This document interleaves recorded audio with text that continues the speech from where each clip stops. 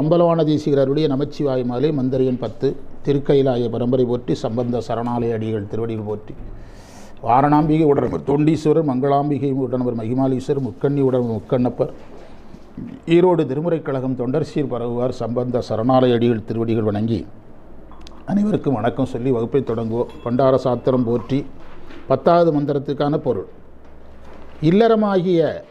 இல்லறம் பிறவிக்கு வழிவகுப்பது.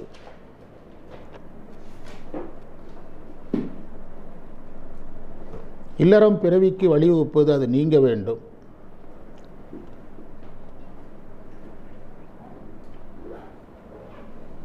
அருள் நெறி ஆகிய துறவை அடைந்தவர்களுக்கே இன்பம் தோன்றும்.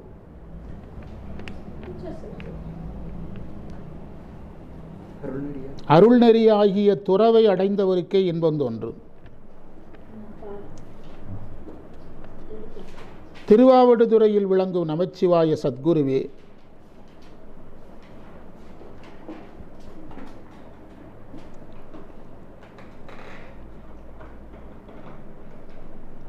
அறத்தாலும் அறத்துக்கு மாறான வழியாலும் வருகின்ற இன்பங்கள் அற்பம், மேலும் வீணானது.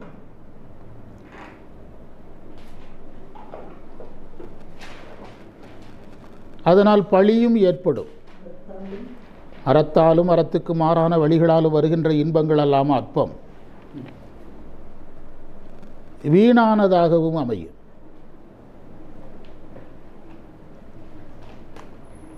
இந்த நிலையற்ற இன்பங்களையும் பழிச்சொல்வையும்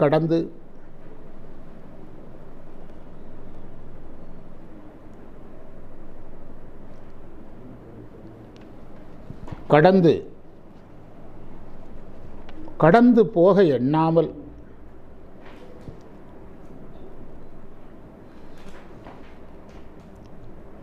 இவற்றை நுகர்வோருக்கு நீங்கள் அருள் தருவது என்று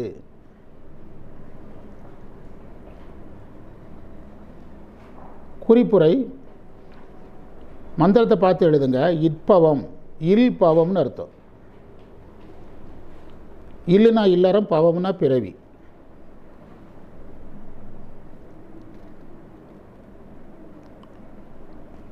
இல்லறத்தால் பிறவி வரும். இந்த மாரியம்மன் கோயில் பட்டிமன்றத்தில் வள்ளுவர் பொருளுக்கு தானே 800க்கு மேலான குறள் எழுதியிருக்கிறாருன்னு கேட்டார். அவர் அந்த எனக்கு எதிராக பேசினவர் கேட்டார். அது நான் சொன்னேன், ஹாஸ்பிட்டல் பெருசாக இருக்குங்கிறது பெருமையான விஷயமா? வள்ளுவர் அந்த பொருளை கடக்க வைக்கிறதுக்கு அவ்வளவு கஷ்டப்பட்டுருக்கிறாரு. நிம்மதியாக வாழ்கிறதுக்கு ஒரு குடிசை போதும். ஆனால் நோய் நீக்கிறதுக்கு மல்டி ஸ்பெஷாலிட்டி ஹாஸ்பிட்டல் தேவைப்படுது. மல்டி ஸ்பெஷாலிட்டி ஹாஸ்பிட்டல் பெருமையா?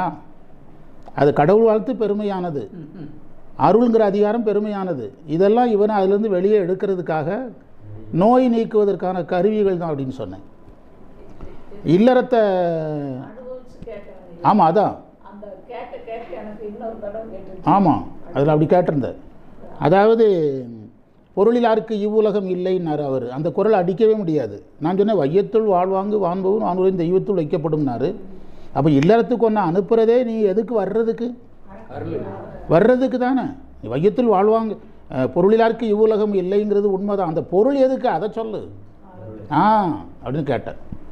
எனவே இல்லறத்தை போற்றுவது தமிழ் அறநெறி.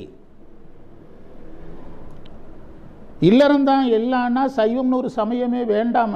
வள்ளுவரையே நம்ம ஏற்றுக்கலாம். வள்ளுவரையே தத்துவ நூலாக ஏற்று போயிருக்கலாமா? வள்ளுவரை நம்ம அறநூலில் தானே வச்சோம். ஏன் 14 சாத்திரத்துக்குள்ளே வள்ளுவரை கொண்டு வரல? எதில் தான் வச்சுருக்கிறோம்? 14 கீழ்கணக்கு நீரில் தான் யாரை வச்சுருக்கிறோம்? வள்ளுவரை வைத்திருக்கிறோம். எனவே இந்த இல்லறமும் கடக்க வேண்டியதுங்கிறது சைவம். இப்போ நாயன்மார்கள்லாம் இல்லத்தில் இருக்கலையான்னா, கடத்தல் என்பது அறிவால் கடத்தல், பற்றுகளை விட்டு கடத்தல். நேற்று பாடத்தில் ஒரு வரி வந்தது. என்ன வரின்னா, ஞானத்தை அறிந்து பற்று விடணும். பற்று விடுவதற்கு பேர் தான் ஞானம். அருள் நூலை படிக்கிறோம், அது கல்வி. அது மூலமாக பற்று விட்டால் தான் ஞானம். அதைத்தான் உபாய ஞானம் உண்மை ஞானம். ஒரு அழகான டெஃபினிஷன் நேற்று கிடச்சிது. அதாவது கற்றிருக்கிறான் பற்று விடலைன்னா அவனுக்கு நூலறிவு தான், கற்றுட்டான் பற்று விட்டுட்டான்னா அனுபவ ஞானம் வந்துட்டுன்னு இருக்கு. இவ்வளோதான். ஆமாம் ஆமாம் அப்படி சொல்கிறோம். ஆமாம் எல்லாமே நல்லா சொல்கிறாங்கங்க. நீங்கள் சொல்கிற மாதிரி வாழ்கிறீங்க, எல்லோரும் அப்படி இருக்கணும்னு சொல்கிறோம். இப்போது ஒரு முக்கியமான ஒருத்தர் எனக்கு ஃபோன், நீங்கள் வந்து இன்றைக்கி முற்றோதல் நிலவரம்லாம் எப்படி ஆயிட்டுன்னா எல்லாமே பொருள் சார்ந்தது ஆகிட்டு. இப்போ எவ்வளவு பணம் கொடுக்குறாங்க, துணி எடுத்து கொடுக்குறாங்களா, பரிசு உண்டா கேட்டு தான் என்ன செய்கிறாங்களாம், போகிறாங்களாம். இங்கே நம்ம ஏரியாவுக்கு உடுமலைக்கு அந்த பக்கத்தில் இது வந்து அதிகமாயிட்டுங்கிறாங்க. அப்போ மட்டும்தான் பற்றிலேன்னு கண்டாய் அப்படின்னு பாடுறதுக்கும் அப்போ என்னது விடலை, அறிவு வந்துட்டு பற்று போகலை. இப்போ குடியை கெடுக்கும்னு எழுதி போட்டிருக்கிறான். அது தமிழ் தெரிஞ்சவன் படிச்சுட்டு தானே குடிக்கிறான். அவனுக்கு குடியை கெடுக்குங்கிற அறிவு வந்துட்டு சார். ஆனால் குடியை கெடுக்குங்கிற அனுபவம் வரல. சிகரெட் பாக்கெட்டில் சிகரெட் இஸ் இன்ஜூரியஸ் டு ஹெல்த்துன்னு எழுதியிருக்கிறான். இங்கிலீஷ் தெரிஞ்சவன் தானே சிகரெட் பிடிக்கிறான், நம்மளா குடிக்கிறோம். அந்த சிகரெட்டை பிடிக்கிறவனுக்கு அது தப்புன்னு தெரியுது, அறிவு வந்துட்டு. ஆனால் விடுவதற்கான பற்றின்மை வரல. இங்கே தான் சிக்கல். அறிவு பிரச்சனையே கிடையாதுங்க. அறிவு பெண்டகனை தகர்த்த யாருக்கு கூட வரும், பின்லேடனு கூட வரும். அமெரிக்கா இராணுவத்துக்கு இல்லாத அறிவு யாருக்கு இருந்தது, பின்லேடனுக்கு இருந்தது. ஆனால் அது எதற்கு பயன்பட்டது, அவங்க சமயத்துக்கும் பயன்படாமல், பிற சமயத்துக்கும் பயன்படாமல், சமுதாயத்துக்கும் பயன்படாமல் போயிட்டு. இதுதான் அடிப்படை. சைவம் வந்து எதை கடந்து நிற்கிற சமயம், அறிவை கடக்கணும், பற்றை விடணும், இல்லறத்தை கடக்கணும். ஆமாம், இல்லறம் அல்லது நல்லறம் இல்லைங்கிறது எதற்காகன்னா எங்கே போகிறதுக்கு, இல்லறத்திலிருந்து சமயத்துக்கு போகணும், சமயத்துக்கு போகணும். அதுதான் அந்த ஏற்பகை நாயனாருடைய புராணம் சொல்கிற கதை. ஏற்பகை நாயனார் புராண கதை என்னென்னா, இறைவன் போய் உன்னுடைய மனைவியை சைவ பணிக்கு அனுப்புன்னு கேட்குறாருல, ஏற்பகை நாயனார் தானே கேட்குறாருல. அந்த கதையில் இறைவன் சொன்ன செய்தி அதுதான். இந்த பெண்ணு வளர்ந்தது, குடும்பம் நடத்துனீங்க, சைவத்துக்கு விட்டுரு. இதான் அதில் சொல்ல வந்த செய்தி. நம்ம வந்து என்ன செய்கிறோம், மனைவிக்கு என்ன பார்ட் வைக்கிறோம், சட்னி வைக்கிறதுக்கும், கிரைண்டரில் மாவு அரைக்கிறதுக்கும், வாஷிங் மிஷினில் துணி துவைக்கிறதுக்கு தான் மனைவின்னு வச்சுருக்குறோம். இறைவன் அதை மாற்றுறாரு. 10,000 வருஷத்துக்கு முன்பு மனைவி என்பவள் இதற்காக அல்ல. மனைவி என்பவள் ஒரு கணவனால் எந்த நெறிக்கு விடப்பட வேண்டும், சைவ நெறிக்கு விடப்பட வேண்டும். இப்போ எந்த வீட்டில் பெண்கள் சமயத்துக்கு போகிற அனுமதிக்கிறாங்க? எனக்கு தெரிஞ்சு சமயம் நல்லா பேசுகிற எல்லார் வீட்டுக்கும் நான் போயிருக்கிறேன். கணவருக்கு தெரிகிற எந்த விஷயமும் மனைவிக்கு தெரியாது. எனக்கு தெரிஞ்ச அளவுக்கு சொல்கிறேன். கனவிக்கு எங்கள் வீட்டில் நீங்கள் வந்து பெருமைப்பட்டுக்கிடலாம். எங்கள் வீட்டில் இந்த வரி திருவாசகத்தில் எங்கே இருக்குன்னா, சமையல் பண்ணிவிட்டால் இப்போ கூட லட்சுமி சொல்லுது. அப்படின்னா திருவாசகத்தை ஏதோ ஒரு காலத்தில் கொஞ்சம் தீவிரமாக என்ன செஞ்சுருக்குது, முற்றோதல் பண்ணியிருக்குது. என்கிட்ட நான் முற்றோதல் பண்ண போகிறேன் அப்படின்னு நினச்சிது. நான் சொன்னேன், நீ ஒரு தமிழாசிரியர் மனைவியாக இருக்கிற, போய் பப்பன்னு நீ திருவாசகம் படித்தா என்ன தான் பேசுவாங்க, நான் பயிற்சி கொடுக்குறேன், அதுக்கு பிறகு போ அப்படின்னு. அப்போ நம்ம ஆடலரசியாக இருக்கிறார்ல, அவர்கிட்ட விவரத்தை சொன்னேன். நானே வீட்டில் வந்து பயிற்சி கொடுக்குறேன், அதுக்கு பிறகு போக சொல்லுனார். வீட்டில் வந்து பயிற்சி கொடுத்து தான் அனுப்புனார். திருவாசகத்தை எப்படி பாடணும்னு எல்லா பதியத்தையும் பாட வச்சு ட்ரைனிங் கொடுத்து தான் வெளியே போக விட்டார். இப்போது நான் ஏதோ சாமி கும்பிட்டுட்டு இந்த வரி எங்கே இருக்குன்னு கேட்டால் கரெக்டாக சொல்லு, சரியாக தான் சொல்லுதான், போய் பார்த்தா கரெக்டாக அந்த பதியத்தில் இருக்கும். எதுக்கு சொல்கிறேன்னா, மனைவி இல்லறத்தில் இருந்து எதற்கு தயாராகணும், அதுக்கு தான் பெரிய புராணத்தில் வர்ற குடும்பங்கள். நம்ம அந்த குடும்பங்களை பின்பற்றதே கிடையாது. ஒரே வார்த்தை, அவங்களும் குடும்பம் நடத்துனாங்க, நானும் குடும்பம். அவங்க நடத்தின குடும்பமும் நம்ம நடத்தின குடும்பமும் ஒன்றா. நம்ம வீட்டில் தேங்காயில் ஒருத்தருக்கு சட்னி வச்சு கொடுக்க கூட நம்ம தயாரில்லை. புதுசாக ஒரு தேங்காய் உடைக்க தயாரில்லை. பழைய தேங்காய் எடுத்து உடைச்சி சட்னி வைப்போம். ஆனால் பெத்த மகனையே என்ன செய்தாங்க, கறி வச்சாங்க. அந்த இடத்துக்கு நம்ம அது பற்று விடுதல் தான் அங்கே நிகழுது. அந்த இல்லறம் அவங்கள என்ன விட வச்சுது, பற்று விட வைத்தது. இளையான்குடி மாறனாயினார் இல்லறம் பற்று விட வச்சது. கண்ணப்பா நாயினார் கண்ணை கொடுக்குற இடத்துல பற்று விட்டார். அதே மாதிரி பெருமலை குறும்பு எங்கே போனாலும் எதுதான் என்ன தான் நடந்திருக்காங்க, அதுதான். இந்த செய்தி வந்து ரொம்ப பாதித்தது நம்முடைய குணசுந்தரி அவங்களை. குணசுந்தரி அவங்க வந்து நான் ஈட்டுகிற பொருளை வந்து எதற்காக ஒன்றுக்கு கொடுக்க தயாராகிறேன்னா, இந்த வகுப்பில் இந்த வார்த்தைன்னு ரொம்ப பாதிச்சுட்டு, நம்ம எல்லாரும் சேர்ந்து 1,12,000 ரூபா கொடுத்தோம் ஒரு கோயிலுக்கு. அந்த அம்மா தனியால் எவ்வளோ கொடுத்துச்சு, 1 லட்ச ரூபா கொடுத்தது. சமீபத்தில் என்கிட்ட கொஞ்சம் ஒரு நாள் பேசும்போது ஒரு 10 லட்ச ரூபா பட்ஜெட் சொல்லுது. நான் என்னுடைய வாழ்நாளுக்குள்ளே இதெல்லாம் செஞ்சுட்டு தான் போகணுங்க. எத்தனை லட்சம், 10 லட்சம் சொல்லுது. நான் வாழ்நாளுக்குள்ளே இதெல்லாம் செஞ்சுட்டு தான் போகணும் அப்படின்னு சொல்லுது. அப்படின்னா காரணம் கேட்டிங்கன்னா நம்ம பாடம் தான் எனக்கு இந்த சிந்தனையை தந்ததுங்க. அதனால் இல்லறத்தில் கிடைக்கக்கூடிய இந்த இதையெல்லாம் நம்ம என்ன செய்யணும்? கடக்கணும். இல்லற கடமைகளை கடக்கணும்.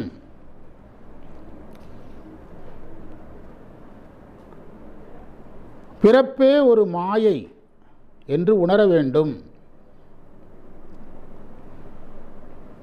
இந்த மந்திரத்தில் உற்பவம்ங்கிற வார்த்தை இருக்கும், தோற்றம்னு அர்த்தம்.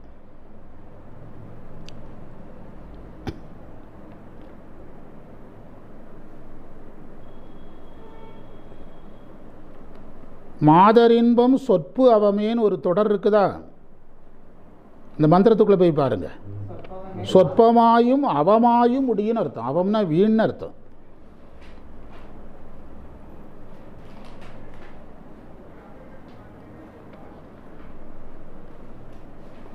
சொல்லிறந்துன்னு ஒரு தொடர் இருக்குதா?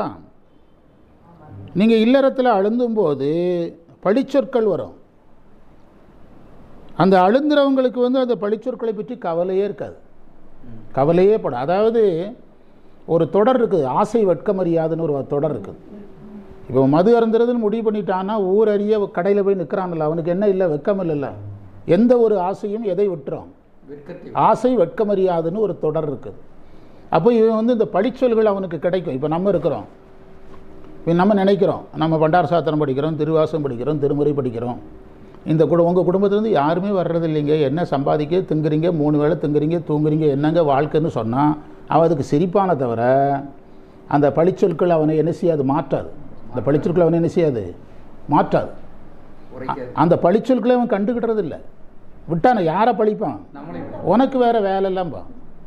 நான் மாரியம்மன் கோயிலில் முதலாக பேசும்போது, ஆமாம், நான் மாரியம்மன் கோயிலில் முதலாக பேசும்போது டியூஷன் எடுத்து லட்சக்கணக்கில் சம்பாதிக்கிற ஒரு ஆசிரியர், ஒரு பள்ளிக்கூடத்தில் 300 பேர் படித்தா பெரிய ஸ்ட்ரென்த்து. இவர் டியூஷன்லேயே 300 பேர் இருப்பாங்க. பகலில் ஸ்கூலில் இருப்பார், சாயங்காலம் ஒரு ஸ்டூலில் போட்டு உட்காந்து ஹெச்ச மாதிரி உட்காந்துருப்பார். ஒரு தனியார் பள்ளி, எத்தனை பேர் டியூஷன்? 6-7 டீச்சர் சம்பளத்துக்கு வேலை பார்ப்பாங்க. நான் தமிழ் படிக்க எவன் டியூஷனுக்கு வருவான்? நான் மாரியம்மன் கோயிலுக்கு பேச போனால் ஜெய்சிங்க எவன் வேலைக்கு கூப்பிட்றான், வேறு வேலையெல்லாம் பேசுகிறார் அப்படிம்பார். அதான், ஆமாம்.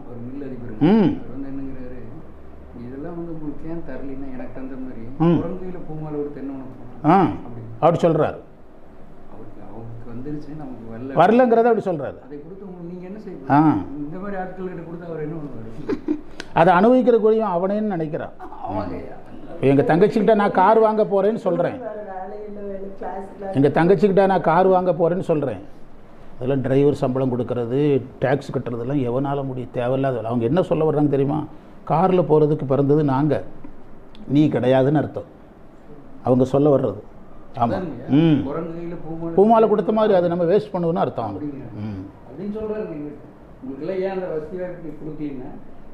நீ கொடுத்தாலும் அதை அனுபவிக்க மாட்டான்னு சொல்ல வர்ற. எல்லாருக்கும் கொடுப்போம். அதாவது நினைக்க அவங்க, ஆமாம் ஆமாம், பேச முடியாது சார். அதாவது நான் வேலைக்கு போகும்போது சைக்கிளில் தான் வேலைக்கு போனேன். நான் சொல்கிறது ஒரு 25 வருட வரலாறு நீங்கள் தொகுத்துக்கிடணும். 25 வருஷம் வரலாறு. போகும்போது சைக்கிளில் வேலைக்கு போகிறேன், அதுக்குள்ளே எல்லாருமே 2 வீலர் வாங்கிட்டான், கார் வாங்கிட்டான். நான் வாடகை வீட்டில் 10க்கு 16 8 கார் வீட்டில் 10 வருஷம் இருந்தேன். அக்கீம்னு ஒருத்தர் எங்களுக்கு கார் ஓட்டுறதில்ல, ஒரு பாய், அவர் வீட்டில் 10க்கு 16 8 காரில் 10 வருஷம் இருந்தேன். அதுக்குள்ளே எல்லாருமே சொந்த வீடு கட்டிட்டான், எல்லாருமே டெவலப் பண்ணால். சைக்கிளில் போகும்போது இதை இன்னும் அப்படியே தான் இருக்கிறியா அப்படின்னு மட்டும் சொல்லுவானுங்க எல்லாரும். இன்னும் அப்படி தான் இருக்கிறியா அப்படின்னு சொல்லுவானுங்க. ஆனால் கடைசியில் என்ன நடந்ததுன்னா, நோயில் சிக்கினானுங்க, குடும்ப சிக்கலில் சிக்கினானுங்க, பொருளாதாரத்தில் சிக்கினானுங்க. இப்போ அவங்களுக்கு யார் தான் அட்வைஸ் பண்ணிகிட்ருக்கிறா? நான் தான் பண்ணிகிட்ருக்கிறேன். அவங்க எல்லாருக்குமே நான் தான் அட்வைஸ் பண்ணிகிட்ருக்கிறேன். அதே மாதிரி அவங்கள விட நாம் நல்லா எல்லா வசதியோடு யார் வச்சா? இறைவன் நம்மளை வச்சார்.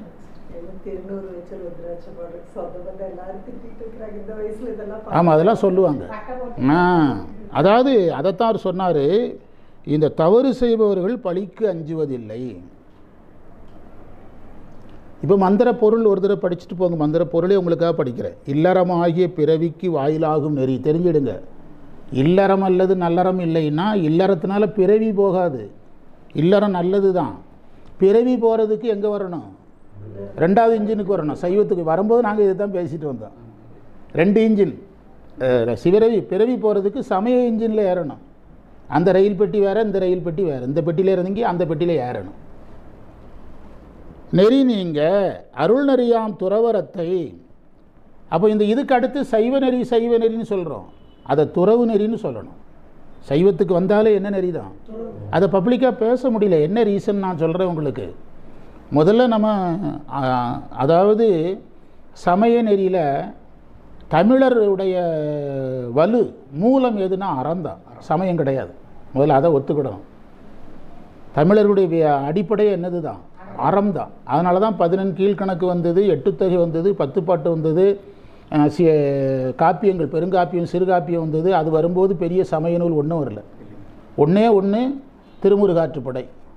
அதை விட்டால் வேறு நூலே கிடையாது. எப்போ இவ்வளவு நூல் வரும்போது வந்தது ஒரு நூல் தான். எது மட்டும்தான், திருமுருகாற்றுப்படை மட்டும், வேறு நூலே வரல. திருமூலர் 3000 வருஷத்துக்கு முந்தி வந்தாருங்கிறோம். ஆனால் இலக்கியவாதிகள் 5ஆம் நூற்றாண்டில் தான் வந்தார் அப்படிங்கிறாங்க. அவருடைய யாப்பு முறையெல்லாம் பார்த்தா அவர் எதில் வந்த மாதிரி தெரில. 3ஆம் நூற்றாண்டில் வந்த மாதிரி தெரியலை. எப்போ தான் வந்தார், 5ஆம் காரைக்கால் அம்மையார் அவங்கெல்லாம் ஒரே காலத்தில் வந்தாங்க அப்படின்னு தான் சொல்கிறாங்க. அந்த யாப்பு முறை அதுக்கு முந்தி கிடையாது தமிழில். திருமூலர் 3000ங்கிறது அந்த. இப்போ நீங்கள் யுகாதி பண்டிகை கொண்டாடுறாங்கல்ல, எந்த மாவட்டத்தில், எந்த மாநிலத்தில்? யுகம்னா என்ன அர்த்தம்? நம்ம சைவத்தில் யுகம்னா என்ன, பல ஆண்டுகள். அங்கே யுகாதினா என்ன அர்த்தம்? ஒரு வருஷம். அங்கே யுகாதினா என்ன அர்த்தம்? அப்போ யுகம் என்பது பல கணக்கில் இருந்திருக்கு. யுகம் என்பது பல கணக்கில் இருந்திருக்குது. சிலர் தமிழர்கள் யுகம் என்பதற்கு பல ஆண்டு கணக்கு போட்டிருக்காங்க. அவங்க யுகம்ங்கிறதுக்கு ஒருவேளை திருமூலருடைய கால கணக்கு இப்படி இருந்திருக்குமோன்னு சொல்கிறாங்க. அதை பின்னால் சேக்கிழார் கூட மறுக்கலை. என்ன காரணம்னா, நம்ம பெரியவங்க எப்போவுமே ஒரு நம்பிக்கையை என்ன செய்ய மாட்டாங்க, மறுக்க மாட்டாங்க. மறுத்தா அது பின்னால் போய் நிறைய நூறுகளை டிஸ்டர்ப் பண்ணிடும். அதனால் அவங்க அதை அப்படியே ஏற்றுட்டு போயிடுவாங்க. வரதராசனார் 5ஆம் நூற்றாண்டு தான். யாருடைய காலம்? திருமூலர் காலம். அந்த அவருடைய யாப்பு முறை அதுக்கு முன்பு இல்லை. அவருடைய யாப்பு முறை அதற்கு முன்பு இல்லை. அப்போ அதுக்கு முன்பு ஆசிரியப்பா வெண்பா தான், விருத்தப்பாலாம் கிடையாது. சரி, சீவக சிந்தாமணி வரும்போது தான் விருத்தப்பாலாம் வருது.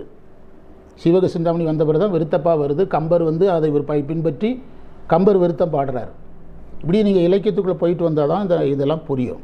அப்படி என்றால் அந்த துறவரம், நீங்கள் இல்லறத்துக்கு அடுத்து துறவரம்னு சொல்லணும். நம்ம இல்லறத்துக்குள்ளே இருக்கும்போது சமயம் பண்ணுறோமில்ல, அது இல்லறம் சார் சமயம்தான்.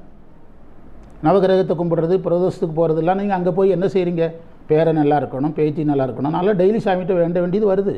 பேத்திக்கு சளி பிடிச்சதுன்னா சளி சரியாகணும்னு வேண்டுறேன். யார்கிட்ட? ஏன்னா நம்முடைய வேலை கெடுது. சளி பிடிச்சிட்டுனா அது நைட்டில் கிடந்து இருமிச்சுன்னா நம்ம ஒரு நிம்மதியாக ஒரு நோட்ஸ் எடுக்க முடியல. அப்போ அதுக்காக யார்கிட்ட கேட்குறோம்? அப்போ இல்லறம் சார்ந்த விண்ணப்பங்கள் அனைத்துமே எது சார்ந்தது தான்? இல்லறம் சார்ந்தது தான். குழந்தைக்கு திருமணம் நடக்கணும், பேத்தி நல்லா இருக்கணும், பேரன் நல்லா இருக்கணும், கடன் போகணும், வீடு வாங்கணும். நீங்கள் என்ன விண்ணப்பம் பண்ணாலும் அது எது சார்ந்தது தான்? இல்லறம் சார்ந்தது தான். இல்லறத்துக்கு வெளியே பண்ணுற சமயம்தான் துறவரம். இங்கே சமயத்தை ரெண்டாக பிரிங்க.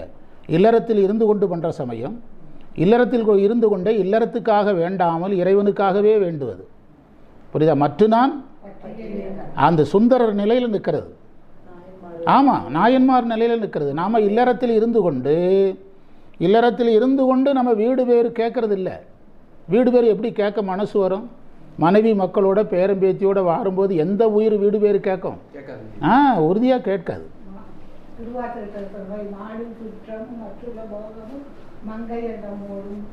எல்லாமே வேண்டான்னு பெரியவங்க பாடியிருக்காங்க. அங்கே எதை எடுக்கணுமோ அதை எல்லாத்தையும் விட்டுட்டு மற்றதெல்லாம் எடுத்துக்கிட்டு நம்ம சுற்றிக்கிட்டு இருக்கோம், சோவாரிக்கிட்டு இருக்கிறோம். இதை நீங்கள் நான் சொல்ல செய்தியை விட்டுட்டேன். மைக் பிடிச்சி பேசுனீங்கன்னா எதிர்க்கிறாங்க. என்ன காரணம்னா, நான் சொல்ல செய்தியை இடையில விட்டுட்டேன். தமிழர் எது சார்ந்தவர்கள்? அறம் சார்ந்தவர்கள். தமிழர் சமயத்தை அவங்க பரப்பும்போது அறம் சார்ந்தே பரப்புனாங்க. மறைமலை அடிகளை எடுத்துக்கிட்டால் அவர் திருவாசகத்தை நேசித்ததை விட திருக்குறளை அதிகமாக நேசித்தார். யார்? ஐயா சொன்னாங்கல்ல, பாசுமணியம் ஐயா. அவர் திருவாசகத்தை நேசித்ததை விட எதை அதிகமாக நேசித்தார்? திருக்குறளை அதிகமாக நேசித்தார். ஒளியரசு ஐயா எடுத்துக்கிட்டிங்கன்னா திருவாசகத்தை விட திருக்குறளை அதிகமாக நேசித்தாங்க. அப்போ நம்முடைய சமயத்தின் பிற்கால கட்டமைப்பு ஞானிகள் எதை முன்னிறுத்தினாங்க? சமயங்கிற பெயரில் எதைத்தான் முன்னிறுத்தினாங்க? அறம். இப்போ நீங்கள் சென்னியப்பையனார் ஐயா எடுத்துக்கிட்டிங்கன்னா எவ்வளோ பெரிய சித்தாந்தத்தை கொடுத்தாலும் திருக்குறள் தொல்காப்பியம் சொல்லாமல் பேச மாட்டார்.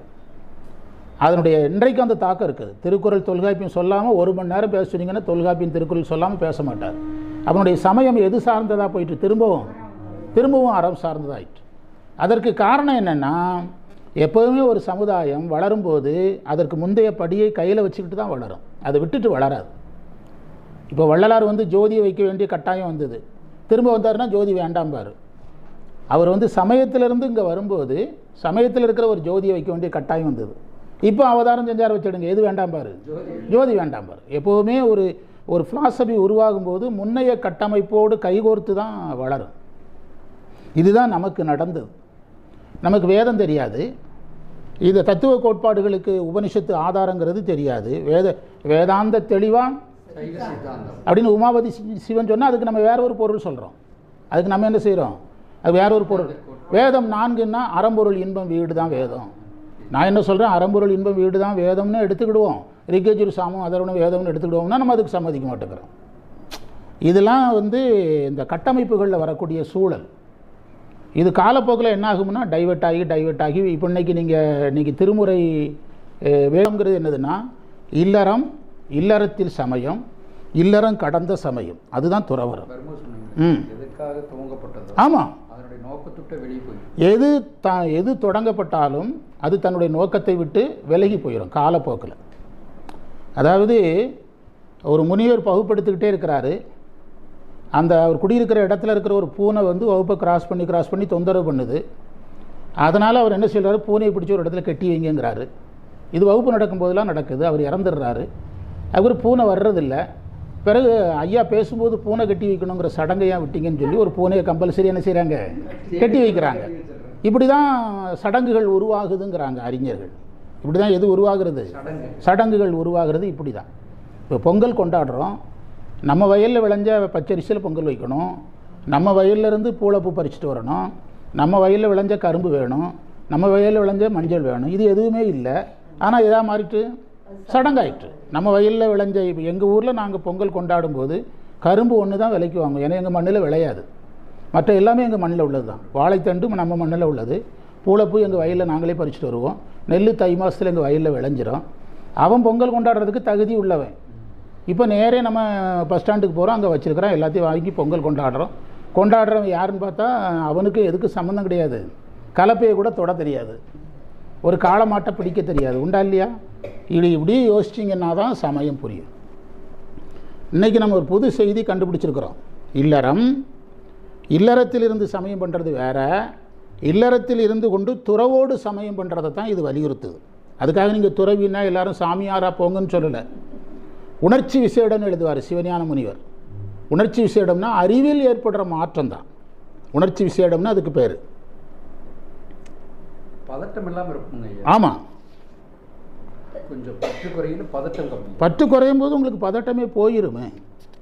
இல்லறமாகிய பிறவிக்கு வாயிலாகும் நெறி நீங்கள் அருள் நெறியாம் துறவரத்தை பொருந்துவோருக்கு உள்ளத்தில் தோன்றும் அமுதமாகிய தோற்றம். ஒன்று சொல்லிட்டாரு, பற்றில்லாதவனுக்கு தான் இறைவன் காட்சின்ட்டார். தோற்றமே திருவாவடுதுறையில் விளங்கும் நமச்சிவாய் சத்குருவே, சொற்பமாயும் வீணாயும் நீங்கள் இல்லறத்தில் தேடக்கூடிய இன்பம் எதுவாக இருந்தாலும் அது சொற்பமானது, அது வீணானது. ரெண்டாவது, அது மூலமாக உங்களுக்கு கட்டாயம் பழி வரும். என்ன வரும்?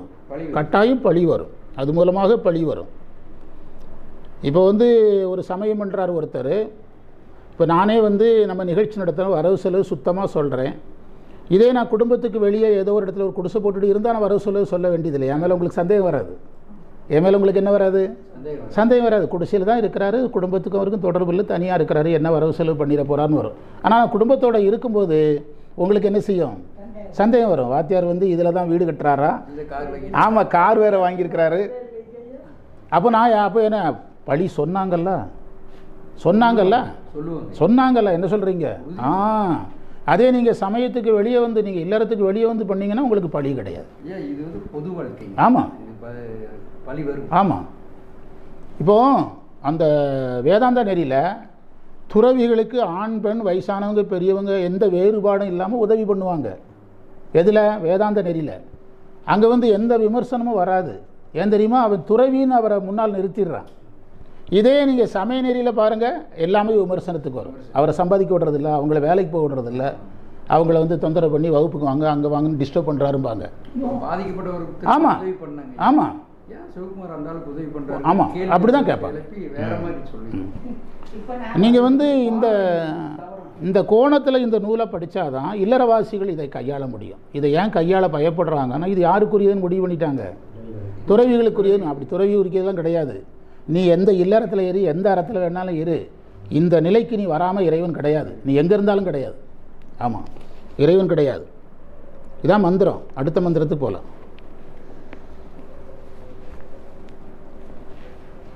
அதாவது வீட்டில் இருக்கின் நாட்டிலே போகில்னு ஒரு மந்திரம் இருக்குது. இந்த திருக்களிட்டுப்படியார் இருக்கிற புக்கு கொடுங்க, இதை கட் பண்ணி விட்டுரு. வீட்டில் இருக்கின் நாட்டிலே போகில்னு கூட்டில் வாழ் செத்தின் என்று உந்திவரன்னு ஒரு பாட்டு. நான் டெய்லி படிக்கிறதுனால ஞாபகம் வருது. உயிரே போனாலும் படித்தே தீர்வு இதெல்லாம். 36 38 ஆமாம். பொற்கொழு கொண்டு வரகுக்கு உழுவதியன், பொன்னால் செய்து கலப்பையை கொண்டு யாரும் நிலத்தை விடமாட்டார்கள். அதனால் பொன் தேய்வடையும், நிலவும் பண்படாது. தங்கம் பளபளன்னு இருக்குதுல்ல, நிலத்துக்கும் அது வேஸ்ட்டு. நிலத்துக்கு சொரன்னு இருக்கிற இரும்பு வேணும் அல்லது மரம் வேணும். தங்கத்துக்கு வந்து அது பெருசாக மாற்றம் கிடையாது, பண்படாது. வரகு பொன்னை விட மதிப்பு குறைந்தது. எனவே வரகு பயிரிடுவதற்காக பொன்னால் கலப்பை செய்து உழுவது அறிவற்ற செயல். பொற்கலப்பை அருள், வரகுக்கு உழுவது திருவள்ளின் பெருமை அறியாமல். பாருங்க, கிடைத்த பிறப்பை வீணாக்குவது. இப்போ தானே சொன்னார், வீணாக்குறோம்னார்ல, கிடைத்த பிறப்பை வீணாக்குவது. எனவே அருளின் பெருமையை அறிந்து தன்முனைப்பு அறுத்து திருவருளில் அடங்கி நின்று ஒழுகுதல் வேண்டும். அறிந்து என்பது திருவருளின் பெருமையை உணர்த்தும் என்பதை குறிக்கும். அறியாவண்ணம் என்பது உயிரறிவு முனைத்து தோன்றாதபடி திருவருளில் வழி அடங்கி நிற்பதை குறிக்கும். அதான் அதில் இந்த மந்திரம். அடுத்து என்ன மந்திரம் சொன்னேன்? வீட்டில் இருக்கிறேன் நாட்டிலே போகிலியன் கூட்டில் வாழ்சாத்தி நின்றது கூடப்படாதது என்று உந்தி வர 30வது மந்திரம். அந்த மந்திரத்தை பாருங்கள். இந்த மந்திரம் வந்து இல்லறத்தில் நீ இருந்தாலும் ஓகே, துறவரத்தில் இருந்தாலும் ஓகேன்னு அர்த்தம். ஆனால் அதில் எப்படி புரியணும்னா, துறவரத்தில் இருக்கும்போது இல்லற நினைவு வரக்கூடாது, இல்லறத்தில் இருக்கும்போது யாராக வாழணும், அதுதான் செய்தி. நீங்கள் இப்படி நினச்சக்கூடாது, இங்கே இருந்தானே அங்கே இருந்தானே, அப்படி ஜெயிலில் இருந்தானே வீட்டில் இருந்தானேன்னு சொல்ல முடியுமா? திருவருளின் ஞானத்தை துணையென கொள்ளாமல் துறவரத்தில் என்றால் என்ன, மனையறத்தில் என்றால் என்ன? அருள்னா என்னதுன்னு தெரியல. நீ குடும்பத்தில் இருந்தானே சாமியாரை போனானே, சாமியாரை போனாலும் நினப்பு இதில் தான் இருக்க போகுது, இதில் தான் இருக்க போகுது. ஆமாம், உங்களுக்கு சைவம் பேசுகிறாங்க, 5000 கொடு 10,000 கொடுன்னு கேட்குறான்னா அவன் சைவத்தை அறிஞ்சிட்டான். என்ன போகலை, பற்று போகலை. சிவபூஜை முதலியன நடத்தி மூர்த்தி தலம் தீர்த்தம் என்று பல்வேறு தலங்களுக்கு சென்று தரிசித்தால் என்ன? அவன் யாத்திரை போனால் தான் என்ன தான் பிரயோஜனம்? இல்லறத்தில் இருக்கிறான் பற்றோட, துறவரத்தில் இருக்கிறான் பற்றாட, எங்கே இருந்தால் என்ன, எங்கே இருந்தால் தான் என்ன அப்படின்னு கேட்குறாரு. ஆடிலியன் ஒங்குமான்துறை ஓதமாடில் எங்கும் ஈசன் எனாதவர் கிளையே. திருவருளை விட்டு எந்நிலையில் நின்றாலும் சிவபெருமானை அடைய முடியாது. பார்த்தீங்களா, அருளை விட்டுட்டு எங்கே இருந்தாலும் அடைய முடியாது. திருவடி ஞானம் என்பது ஒரு வாளை போன்றது. திருவடி ஞானம் ஒரு வாழ், ஞான வாழ். ஆன்மா வாளினை சாத்தும் உரை போன்றது. ஆன்மாங்கிறது அருள்ங்கிற வாளை சாத்தி வைக்கிற இடம். எப்படி வீட்டில் ஒரு அருவாளை நம்ம சாத்தி வைக்கிற மாதிரி அருளை சாத்தி வைக்கிற இடம் ஆன்மா போன்றது. ஆன்மா வாளினை சாத்தும் உரை போன்றது. இங்கு ஆன்மாவை உரை என்றார். திருவருளின் துணையின்றி வேறு எந்த வகையாலும் சிவானுபவம் ஆன்மாவுக்கு கூடாது என்பதை கூடப்படாதது என்று கூறினார். எனவே ஆன்மாக்கள் துறவர நெறியில் நின்றாலும் சரி, இல்லற நெறியில் சரி, எந்நிலை நின்றாலும் திருவருள் துணை கொண்டு நிற்கணும். நிற்காமல் இன்பம் கிடைக்காது.